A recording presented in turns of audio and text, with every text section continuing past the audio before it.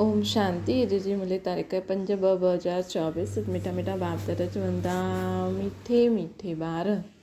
बाबा चवंदा ये पढ़ाई आहे दी बेस्ट, इन खे सोर्स ऑफ इनकम चइबो आहे न। पढ़ाई में पास थियणो आहे त टीचर जी मथे हलंदा हलो। प्रश्न आहे बाप ड्रामा जो राज़ ॼाणंदे हुए बि पंहिंजे ॿारनि सां कहिड़ो पुरुषारत कराईंदा आहिनि। उत्तर आहे बाबा ॼाणंदा आहिनि नंबरवार ई सभु ॿार सतो प्रधान ठाहींदा, लेकिन ॿारनि सां सदा इहे ई पुरुषारत कराईंदा आहिनि कि ॿार अहिड़ो पुरुषारत करो जो सजायूं न खाइणी पवनि। सजायुनि सां छुटण लाइ जेतिरो थी सघे बाप प्यार सां बाप खे यादि करो। हलंदे फिरदे उठंदे वेहींदे यादि में रहो त ख़ुशी थींदी रहंदी, आत्मा सतो प्रधान ठही वेंदी।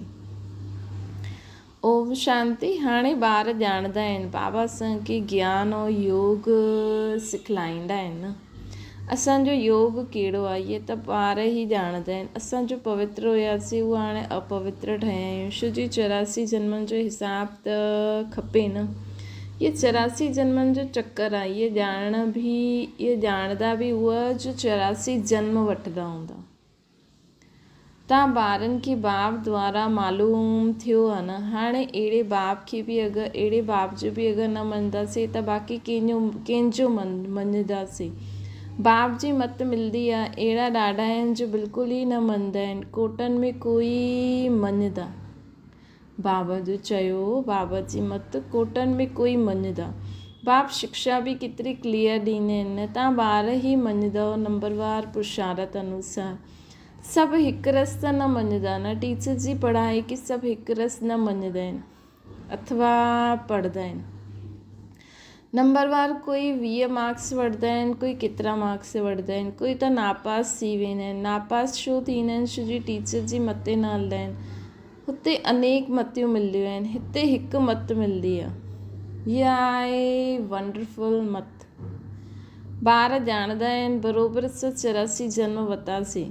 बाप चईंदा आहिनि जंहिंमें मां प्रवेश कंदो आहियां। इहे कंहिं चई?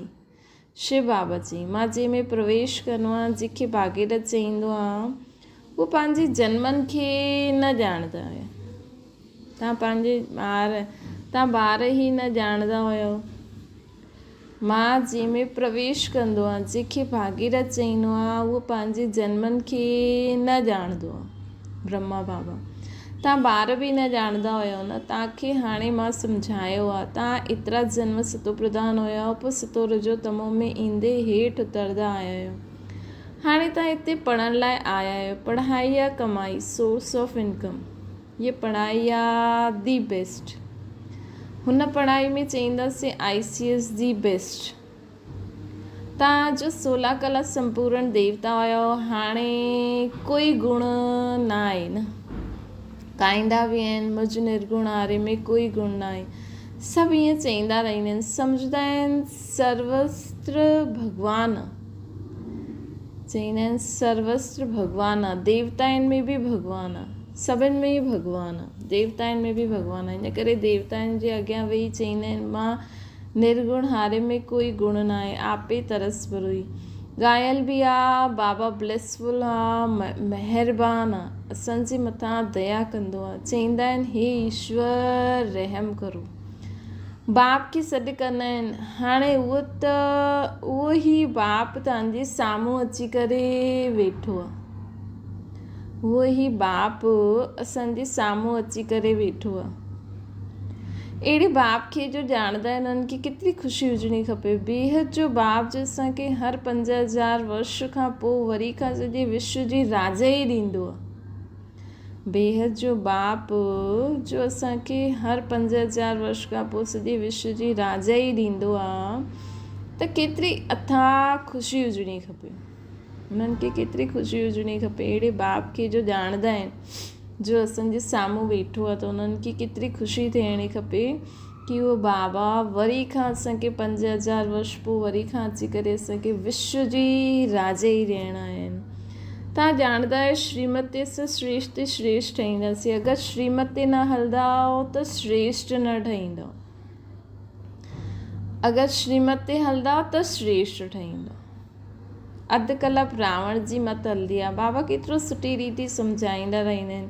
तव्हां 84 जन्म वरिता, तव्हां ई सतो प्रधान हुयो, हाणे तव्हांखे वरी सतो प्रधान ठहिणो आहे। इहा आहे रावण राज्य। बाबा चवनि था इहा आहे रावण राज्य। जॾहिं हिन रावण ते जीतदा आहियो तॾहिं राम राज्य स्थापना थींदी आहे। बाप चईंदा आहिनि तव्हां मुंहिंजी ग्लानी कंदा आहियो न। बाबा चईंदा आहिनि तव्हां मुंहिंजी ग्लानी कंदा आहियो।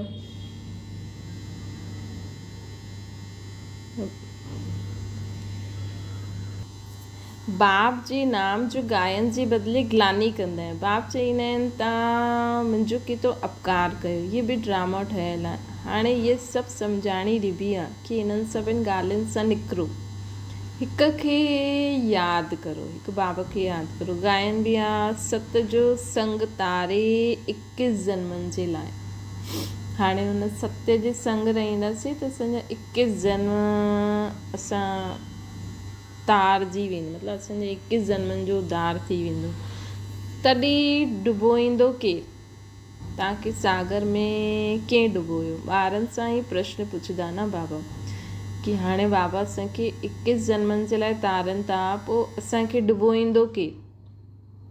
तव्हां ॼाणंदा आहियो मुंहिंजो ई नाम भॻवान खिवैया आहे। अर्थ न सम्झण जे कारण बेहद जी बाप जी ॾाढी ग्लानी कंदा आहिनि। पोइ बेहद जो बाप उन्हनि खे बेहद जो सुख ॾींदा आहिनि। अपकार करण वारनि ते उपकार कंदा आहिनि।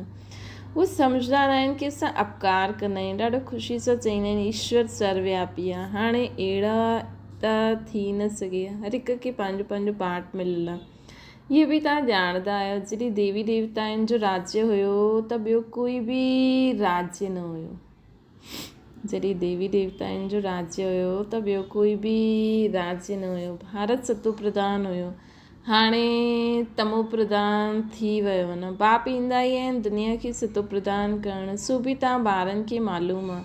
सॼी दुनिया खे अगरि मालूम पइजी वञे त हिते कीअं ईंदा पढ़ण जे लाइ, त तव्हां ॿारनि खे अथाह ख़ुशी थियणी खपे। ख़ुशी जहिड़ी खुराक न आहे। सतयुग में ॾाढी सतयुग में ॾाढा ख़ुशि रहंदा आहियो। देवताउनि जो खान पान आदि ॾाढो सूक्ष्म हूंदो आहे, ॾाढी ख़ुशी रहंदी आहे।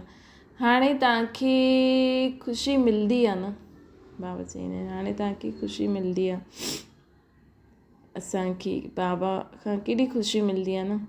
हाणे तव्हां ॿारनि खे अथाह ख़ुशी हुजणी खपे। ख़ुशी जहिड़ी खुराक न आहे। सतयुग में तव्हां ॾाढा ख़ुशि रहंदा। देवताउनि जो खान पान ॾाढो सूक्ष्म हूंदो आहे,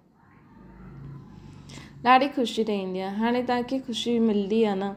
तव्हां ॼाणंदा आहियो सतो प्रधान हुयासीं। हाणे वरी बाबा असांखे अहिड़ो फस्ट क्लास युक्ति ॿुधाइनि था। गीता में बि आहे न पहिरियों अक्षर मन मना भव। इहा गीता एपिसोड आहे न। गीता में श्री कृष्ण जो नाम विझी सॼो मुंझारो करे छॾियो अथनि। उहो भक्ति मार्ग आहे। बाप बि नॉलेज सम्झाईंदा आहिनि। इन्हनि में कोई खिटपिट जी ॻाल्हि कोन्हे। सिर्फ़ु तमो प्रधान खां सतो प्रधान ठहिणो आहे। सिर्फ़ु तमो प्रधान खां सतो प्रधान ठहिणो आहे, ॿियो त कुझु बि न करिणो आहे। आत्मा सतो प्रधान थी वेंदी, शुद्ध थी वेंदी, ज्ञान गुण शक्तियुनि जो स्वरूप थी वेंदी, सभु खिटपिटी ख़तमु थी वेंदी। ये तमो प्रधान दुनिया आहे। कलयुग में ॾिसो मनुष्यनि जो छा हाल आहे। ढेर मनुष्य थी विया आहिनि। सतयुग में हिकु धर्म, हिकु भाषा, हिकु ई ॿार हूंदो, हिकु ई राज्य हलंदो। इहे ड्रामो ठहियलु आहे। त हिकु आहे सृष्टि चक्कर जो ज्ञान, ॿियो आहे योग। हिकु आहे सृष्टि चक्कर जो ज्ञान, ॿियो आहे योग। ज्ञान जी दूरियूं ऐं होली मुख्य ॻाल्हि बाप सम्झाईंदा आहिनि। हिन समय सभिनि जी तमो प्रधान जड़जड़ीभूत अवस्था आहे। विनाश त साम्हूं बीठो ई आहे। हिन समय सभिनि जी जड़जड़ीभूत अवस्था आहे। विनाश त साम्हूं बीठो ई आहे। हाणे बाप तव्हांखे चईंदा आहिनि तव्हां असांखे सॾु ई कयो आहे, असांखे पावन ठाहियो। तव्हां पतित ठही विया आहियो न। पतित पावन मूंखे ई चईंदा आहिनि। हाणे मूंसां गॾु योग लॻायो, मामिकम यादि करो। मां तव्हांखे सभु कुझु राइट ई ॿुधाईंदो आहियां। बाक़ी जन्म जन्मांतर त अनराइटिस ठहींदा ई आया आहियो, सतो प्रधान खां तमो प्रधान ठही विया आहियो। बाप ॿारनि सां ॻाल्हाईंदा आहिनि, मिठा ॿार, हाणे तव्हांजी आत्मा तमो प्रधान ठही आहे न। कंहिं ठाही? 5 विकारनि। मनुष्य त एतिरा प्रश्न पुछंदा आहिनि जो मथो ई ख़राबु करे ॾींदा आहिनि। शास्त्रार्थ कंदा आहिनि त आपस में लड़ी पईंदा आहिनि, हिक ॿिए खे लाठी बि लॻाईंदा आहिनि। हिते त बाप तव्हांखे पतत खां पावन ठाहींदा आहिनि, हिन में शास्त्रनि जी छा ॻाल्हि आहे? पावन ठहिणो आहे न। कलयुग खां पोइ सतयुग ज़रूरु अचिणो ई आहे, सतो प्रधान बि ज़रूरु ठहिणो ई आहे। बाप चवंदा आहिनि पंहिंजे खे आत्मा सम्झो, तव्हांजी आत्मा तमो प्रधान ठही आहे त शरीर बि तमो प्रधान मिलंदो न। सोनो जेतिरो कैरेट हूंदो, जेवर बि अहिड़ो ई ठहींदो। खाद पइजंदी वेंदी। जॾहिं तव्हांखे 24, हाणे तव्हांखे 24 कैरेट सोनो ठहिणो आहे। देही अभिमानी ठहिणो आहे न। हाणे असांखे 24 कैरेट सोनो ठहिणो आहे, देही अभिमानी ठहिणो आहे। देह अभिमान में अचण सां तव्हां छीछी ठही आया आहियो, कोई ख़ुशी न आहे। बीमारी, रोग आदि सभु कुझु आहे। हाणे पतित पावन मां ई आहियां, मूंखे तव्हां सॾु कंदा आहियो। मां कोई साधु संत आदि न आहियां। कोई ईंदो आहे चईंदा गुरू जी जो दर्शन करो, चओ गुरू जी त आहे न, दर्शन सां बि कोई फ़ाइदो न आहे। बाप त हर ॻाल्हि सहज सम्झाईंदा आहिनि। बाप त हर ॻाल्हि सहज सम्झाईंदा आहिनि। जेतिरो यादि कंदा ओतिरो सतो प्रधान ठहींदा, पोइ देवता ठही वेंदा। तव्हां हिते वरी खां देवता सतो प्रधान ठहिण लाइ आया आहियो न। बाप चवंदा आहिनि मूंखे यादि करण सां तव्हांजी कट निकिरंदी, सतो प्रधान ठहींदव, पुरुषार्थ सां ई ठहींदव न। उठंदे वेंदे हलंदे बाप खे यादि करो। छा सनानु कंदे बाप खे यादि न करे सघंदा आहियो? पंहिंजे खे आत्मा सम्झी बाप खे यादि करो त कट बि निकिरंदी वेंदी ऐं सनानु बि कंदा रहो। ख़ुशी जो पारो चढ़ंदो आहे न। तव्हांखे केतिरो धन ॾींदा आहिनि बाबा असांखे, केतिरो धन ॾींदा आहिनि। तव्हां आया ई आहियो विश्व जो मालिक ठहिणु। तव्हां हिते सोने जे महल, तव्हां हुते सोने जा महल ठाहींदव, केतिरा हीरे जवाहरात हूंदा। भक्ति में जो मंदरु ठाहींदा आहिनि उन में केतिरा हीरा जवाहरात हूंदा आहिनि। ॾाढा राजाऊं मंदरु ठाहींदा आहिनि, एतिरो हीरो सोनो किथां खां ईंदो आहे? हाणे त आहे न। इहे ड्रामा बि तव्हां ॼाणंदा आहियो कि कीअं चकर फिरंदो आहे। इहो वेंदो उन्हनि जी बुद्धि में जे जास्ती भक्ति कई आहे। नंबरवार त सम्झंदा न, इहे पतो पवंदो कि केरु केतिरी सर्विस कंदो आहे, ॾाढी ख़ुशी में रहंदो आहे, योग में रहंदो आहे। नंबरवार ई सम्झंदा, इहे पतो पवंदो कि केरु ॾाढी सर्विस कंदो आहे, ॾाढी ख़ुशी में रहंदो आहे, योग में रहंदो आहे। उहो सभु पिछाड़ी में हूंदी। शुरू बि योग बि ज़रूरी आहे न। सतो प्रधान ठहिणो आहे। बाप आयल आहिनि न।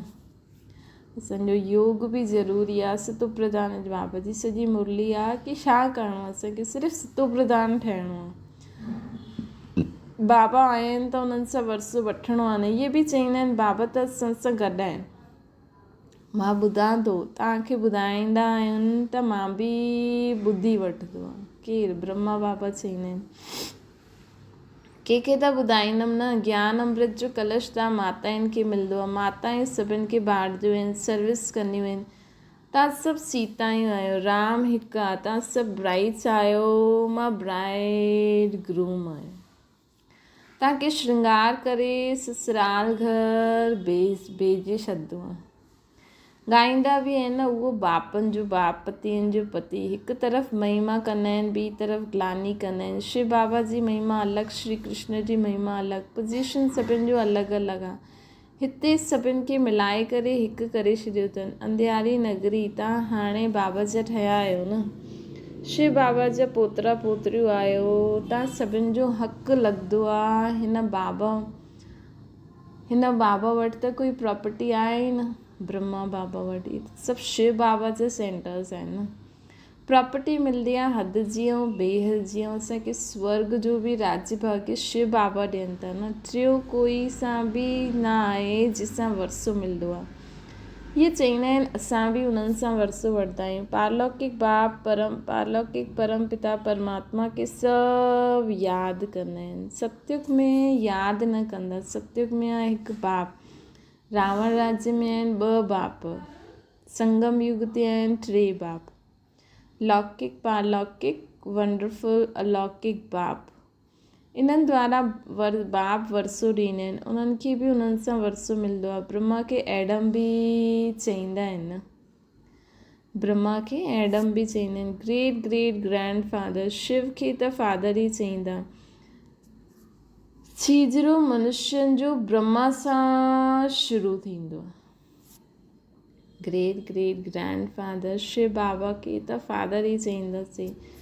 ब्रह्मा बाबा खे ग्रेट ग्रेट ग्रैंड फादर। सीजरो मनुष्यनि जो ब्रह्मा सां शुरू थींदो आहे, इन करे उन्हनि खे ग्रेट ग्रेट ग्रैंड फादर चइबो आहे। नॉलेज त ॾाढी सहज आहे न। तव्हां 84 जन्म वरिता। सम्झाइण लाइ चित्र बि आहिनि। हाणे इन में उल्टो सुल्टो प्रश्न करण जी दरकार न आहे। तव्हां 84 जन्म वरिता। सम्झाइण लाइ चित्र बि आहिनि। हाणे हिन में उल्टो सुल्टो प्रश्न करण जी दरकार ई न आहे। ऋषि मुनियुनि सां बि पुछंदा हुया त उहा नेति नेति चई ॾींदा हुया। नॉलेज त ॾाढी सहज आहे। असां 84 जन्म वरिता। सम्झाइण लाइ चित्र बि आहिनि। हाणे हिन में उल्टो सुल्टो प्रश्न पुछण जी त दरकार ई न आहे। ऋषि मुनि बि चईंदा असां नेति नेति न ॼाणंदा आहियूं। हाणे बाप अची करे पंहिंजो परिचय ॾींदा आहिनि। त अहिड़े बाप खे केतिरो न प्यार सां यादि करिणो खपे न। दुनिया जी सभु ॻाल्हियूं ॿुधी करे असांखे सदा बाप खे यादि करे हर कर्म कंदा हलो। दुनिया में त जो आहे उहो त थींदो ई रहंदो आहे। कोई नई ॻाल्हि त आहे न। हाणे धीरे धीरे तव्हां ॿार मथे चढ़ंदा वेंदा आहियो ड्रामा अनुसार। अर्थात हिन दुनिया सां असांजो बुद्धि योग निकिरंदो वेंदो आहे। बाप सां जुड़ंदो वेंदो आहे। हिनखे चइबो मथे चढ़ंदा वेंदा आहिनि। कल्प कल्प नंबरवार कोई सतो प्रधान कोई सतो रजो तमो ठाहींदा आहिनि। अहिड़ो ईअं ई पद हुते मिलंदो आहे। इन करे बाप चईंदा आहिनि ॿार सुठी रीति पुरुषारत करो जो सजायूं न खायो। पुरुषारत ज़रूरु कराईंदा आहिनि पर सम्झंदा आहिनि ठहींदा वही कल्प पहिरों वारा, परंतु पुरुषारत कराईंदा आहिनि। जो नज़दीक वारा हूंदा पूजा बि सुठी तरह उहे ई कंदा। पहिरियों पहिरियों तव्हां मुंहिंजी ई पूजा कंदा आहियो, पोइ देवताउनि जी पूजा कंदा आहियो। हाणे तव्हांखे देवता ठहिणो आहे न। हाणे तव्हां पंहिंजो राज्य योग बल सां स्थापना करूं था असां। हाणे असांखे देवता ठहिणो आहे। तव्हां पंहिंजो राज्य योग बल सां स्थापना था करूं असां।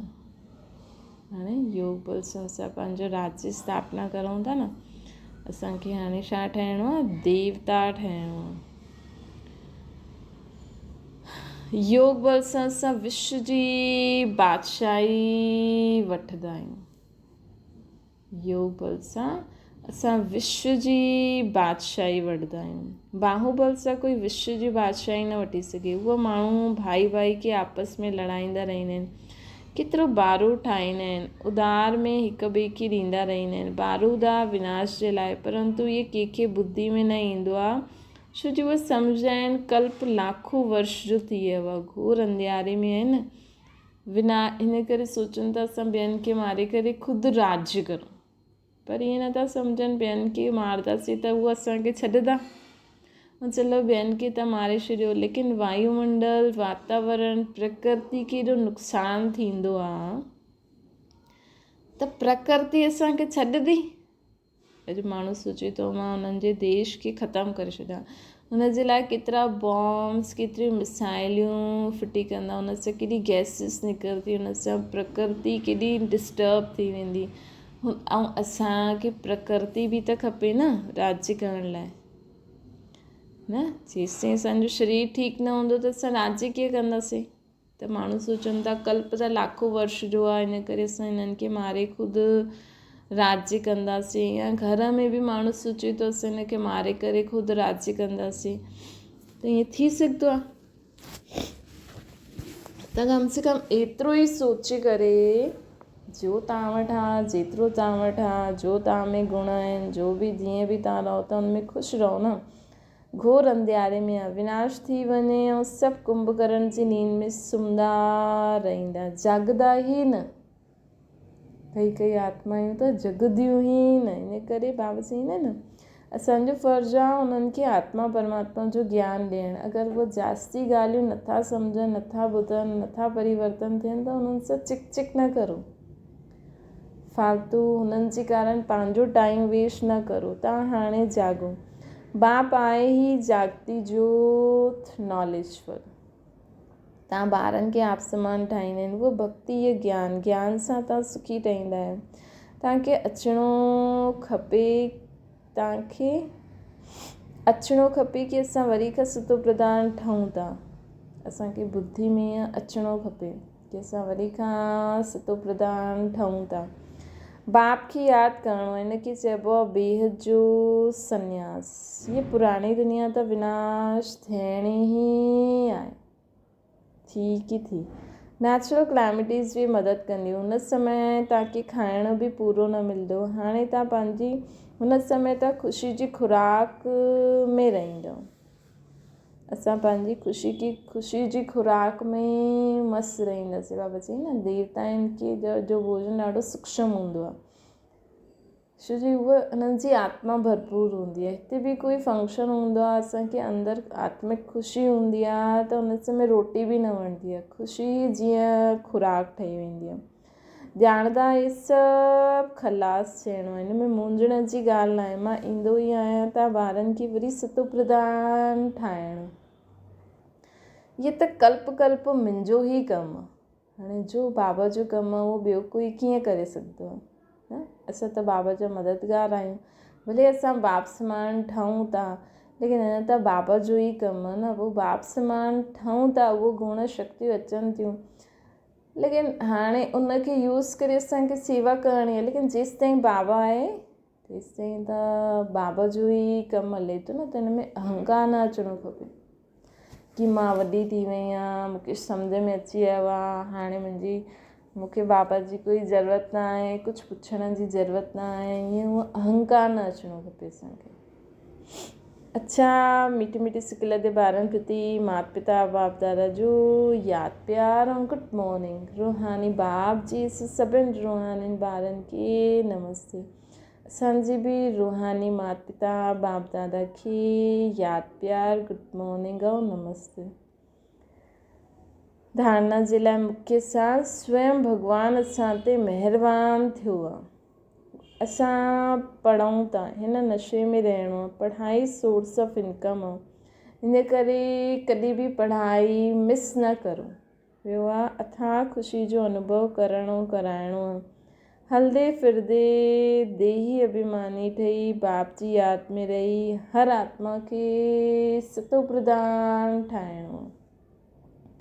अथाह ख़ुशी जो अनुभव कराइणो आहे। हलंदे फिरदे देही अभिमानी ठही बाप जी यादि में रही हर आत्मा खे सतो प्रधान ज़रूरु ठाहिणो आहे। वरदान समय प्रमाण हर शक्ति जो अनुभव प्रैक्टिकल स्वरूप में करण वारा मास्टर सर्वशक्तिवान ठहो। समय प्रमाण हर शक्ति जो अनुभव प्रैक्टिकल स्वरूप में करण वारा मास्टर सर्वशक्तिवान ठहो। मास्टर जो अर्थ ई आहे जंहिं शक्ति जो जे समय आह्वान करो उहो शक्ति हुन समय प्रैक्टिकल स्वरूप में अनुभव थिए। ऑर्डर कई ऐं हाज़िर।